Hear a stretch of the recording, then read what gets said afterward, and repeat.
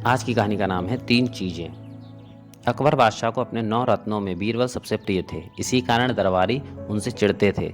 एक दिन दरबारियों ने बादशाह से शिकायत की, महाराज आप हर कार्य बीरबल को सौंप देते हैं, जबकि हम किसी भी क्षेत्र में बीरबल से पीछे नहीं हैं। यह सुनकर बादशाह बोले, अच्छी बात है, हम अभी इस बात का फैसला करते हैं। बादशाह ने एक दरबारी को अपने पास बुलाया और 3 रुपए देते हुए कहा, इन 3 रुपयों से 3 चीजें ले आओ। ध्यान रहे, प्रत्येक की कीमत 1 रुपए से अधिक नहीं होनी चाहिए। पहली चीज यहाँ की होनी चाहिए, दूसरी चीज वहाँ की होनी चाहिए और तीसरी चीज ना यहाँ की हो ना वहाँ की हो।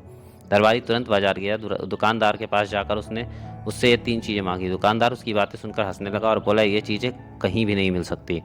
दरबारी ने अनेक दुकानों पर पूछा और खोजा, लेकिन जब वे चीजें नहीं मिली तो थका हारा निराश होकर वह दरबार में लौट आया। उसने बादशाह अकबर को बताया, ये तीनों चीजें किसी भी कीमत पर कहीं भी नहीं मिल सकती महाराज। अगर बीरबल ला सकें तो हम उन्हें मान जाएंगे। अकबर बादशाह ने बीरबल को बुलाया और कहा, यह 3 चीजें लेकर आओ। बीरबल ने कहा, जहाँपनाह कल तक ये तीनों चीजें अवश्य आपकी सेवा में हाजिर कर दूंगा।